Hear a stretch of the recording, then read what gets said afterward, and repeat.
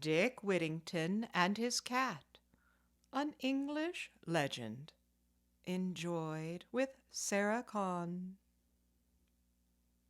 Some time ago, in the reign of King Edward III, there lived in England a boy called Dick Whittington. Dick had no father or mother, and he was very poor. Often he had nothing to eat, and he was happy indeed when the poor people in the village could spare him a crust of bread or a few potatoes. Now, these good country folk forever talked about London. Oh, not one of them had really been there, but they seemed to know all about it just the same. Some said that all the people who lived in London were fine gentlemen and ladies, and that there was singing and music there all day long. Others said that nobody was ever hungry there, and that the streets were all paved in gold. My, Dick did listen eagerly to these stories, and began to wish with all his heart that he could visit that wonderful city. One day there came dashing up to the village inn a great wagon drawn by 8 horses, all with bells on their heads. Dick said to himself at once that this wagon must be going to the fine city of London. When the driver was ready to start off again, the lad ran up to him and asked if he might not walk by the side of the wagon. Thinking that such a ragged boy could not be worse off than he was at present, the driver told him that he might do as he liked. So off started Dick with the wagon.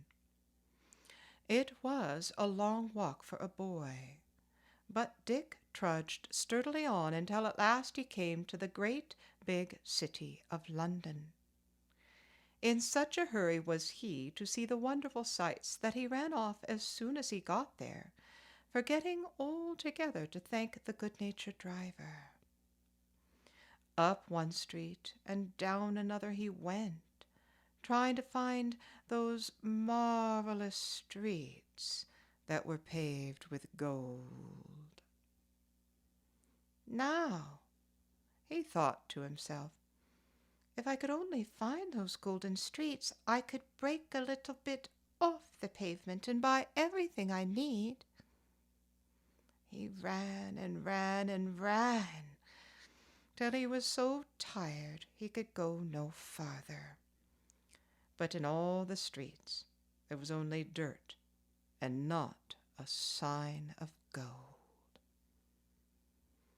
At last, as night was falling, he sat down in a dark corner and cried himself to sleep. When he awoke, it was morning, and he was hungry. Having nothing whatever to eat and no money with which to buy food, he walked from one street to another, begging for just a penny from the people whom he met. "Go to work, you idle fellow!" cried some of these, and the rest passed him by without even looking at him. By and by, having grown so hungry and tired he could go no farther, he lay down by the door of a very fine house. "If only I knew how to find work," he sobbed. "What are you doing there, you little beggar?" It was the cook of the house calling to him. "Get away quick, or I'll throw my pan full of dishwater over you. It's hot enough to make you jump." But just at that moment, the master of the house, a man named Mr. Fitzwarren, happened to be coming home to dinner. When he saw the ragged little fellow lying so forlorn at his door, he said to him very kindly, "Well, well, my lad, why are you lying there? You seem old enough to work. Can it be you are lazy?" "No, indeed," cried Dick. "I'd work with all my heart if I could find anything to do. But I don't know a soul in London, and I haven't eaten for so long." "Why, poor little fellow," said Mr. Fitzwarren. "Come into the house, and I'll see what I can do for you." So the merchant took the lad into his home. He ordered the cook to give him some dinner and then find him some sort of work. Thus it was that Dick was well settled in the Fitzwarren house, where he would have lived very happily, if it had not been for the cook. "You are under my orders now," she would cry. "Stand around there, clean the spit, make the fires, wash these dishes, bring in the wood, and do it all quickly, or—" And she would shake her ladle, box his ears, or flourish her broomstick over his shoulders. At last, however, little Mistress Alice Fitzwarren, daughter of the merchant, chanced to see how the lad was treated, and she told the cook she would be turned away at once if she did not use him more kindly. After that, Dick had an easier time, but there was still something else that troubled him. His bed was in a garret at the top of the house, and there were so many holes in the walls and floors that, every night, great numbers of rats and mice came in. They raced back and forth over Dick, and made his room so unpleasant that he did not know what to do. One day he earned a penny from a gentleman for cleaning his shoes, and he said to himself that the best use he could make of the money would be to buy a cat with it. The very next morning he met a girl with a cat in her arms. Miss, I'll give you a penny for that cat," he said. "Well and good," the girl answered. "You may have her, and you'll find mice don't stay where she is." So Dick hid his cat in the garret, and every day he was careful to save a part of his dinner and carry it up to her. Soon she had driven all the rats and mice away, so Dick slept soundly every night. Not long after this, a ship that belonged to Mr. Fitzwarren was loaded and made ready to start on a voyage to a far-off land across the deep blue sea. Now, Mr. Fitzwarren always gave his servants the chance to send out in his ships something of their own, in the hopes of trading it at a good profit for them. So he called his servants together and asked what each would like to venture on this vessel. Everyone had something to send. Everyone, that is, but Dick. As he had neither money nor goods, he did not join the servants in the parlor. Little Mistress Alice guessed at once why he did not come. "Father," she said, "surely Dick should have a chance with the others. Here is some money from my own purse that you may take for him." But Mr. Fitzwarren answered, "No, my child, he must send something of his own." Then he called Dick and said, "What are you going to venture on the ship, my lad?" "Sir, Lord, I have nothing in the world to send," answered Dick. "Nothing but a cat." "Well, if you have a cat, fetch her and let her go," said Mr. Fitzwarren. "Who knows but that she may be traded for some good profit for you?" So Dick brought poor Puss with tears in his eyes. He carried her to the ship himself and gave her to the captain with many farewell squeezes. Everybody laughed at the thought of making a fortune by trading nothing but a cat. Everybody, that is, except Mistress Alice, and she was sorry for Dick and tried to comfort him. After that, though Dick worked as faithfully as ever, the cook grew more and more ill-tempered. She made fun of him, too, for sending his cat to sea. "Ha! Perhaps your puss," she would say, "will sell for money enough to buy a stick to beat you." Well, at last Dick could no longer bear the hard work and the harsh treatment, so he made up his mind to leave the place. He packed up his few poor belongings, and very, very early on All Hallows Day he started away from the house.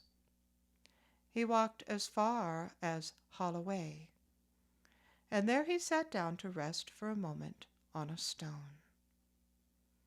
But as he sat there, sadly wondering which road he should take, he suddenly heard the 6 great bells on Bow Church in the distance ringing out a merry chime.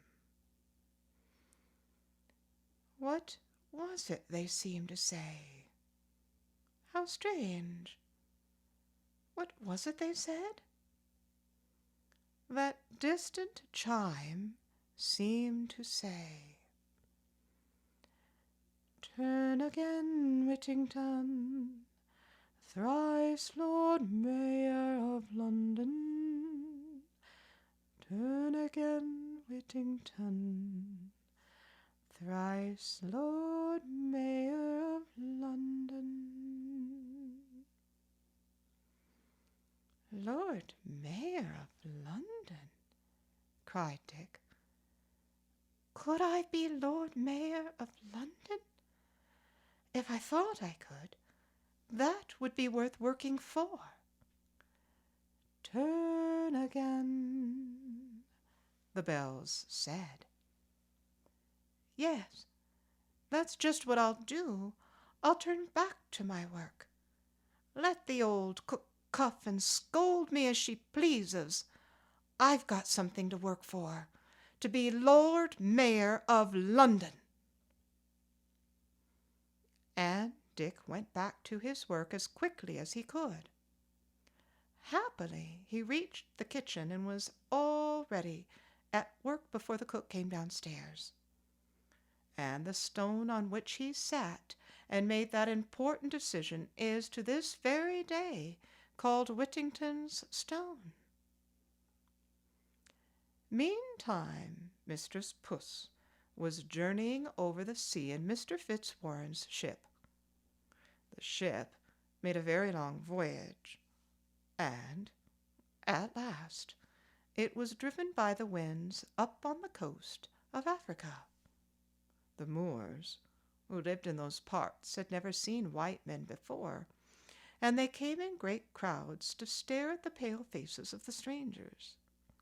Soon they were buying the fine things with which the ship was loaded. Seeing this, the captain sent samples of his best wares to the king of the country, which was Barbary.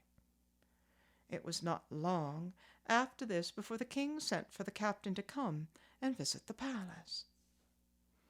As soon as the captain arrived, he was shown at once into a splendid chamber and invited to seat himself on a rich and beautiful carpet, all flowered with silver and gold.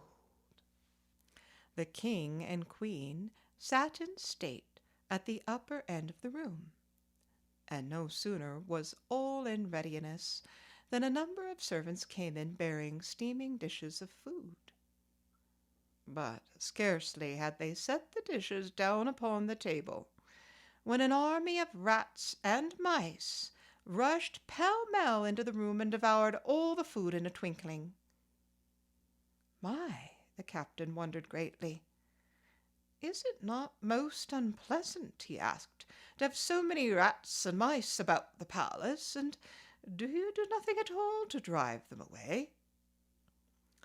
"Alas," the king answered, "it is indeed most unpleasant, but we have tried in vain to drive the mice and rats away.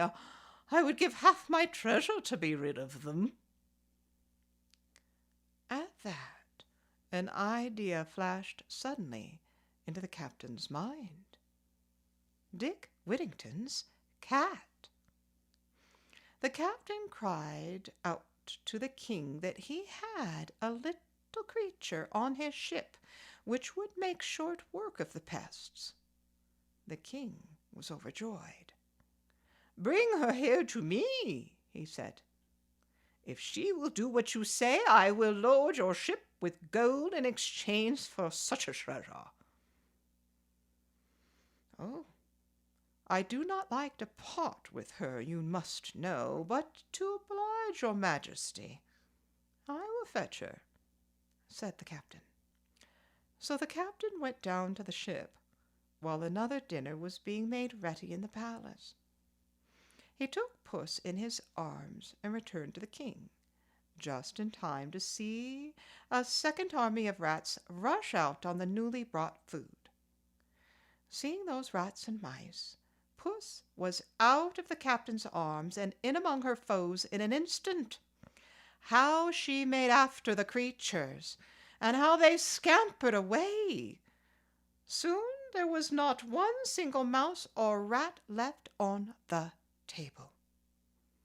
"Ah!" the king cried out in his joy, and the queen desired that the pretty little creature which had served them all so well should be brought for her to look at.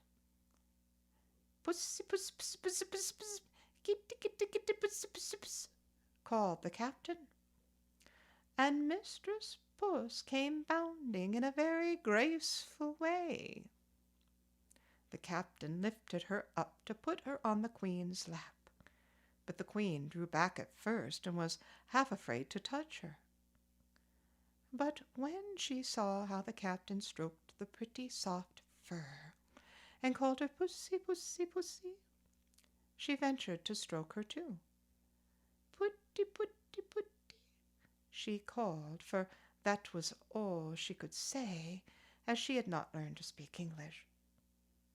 And when once she had the cat on her lap, the queen would not have parted with her for all the gold in Barbary. So the king made a bargain with the captain to buy all the goods on the ship. But for Dick Whittington's cat, he paid 10 times as much for all the goods put together. Then the captain took leave of the king and queen of Barbary and set sail again for England. One morning, some months later, Mr. Fitzwarren in his counting house was counting out his money, when he heard someone tap on the door. "Who's there?" he demanded. "A friend," the answer came. "A friend, with news of your good ship Unicorn." Mr. Fitzwarren hastened to open the door at once, and there stood the captain before him, with a bill of lading in one hand and a box of jewels in the other.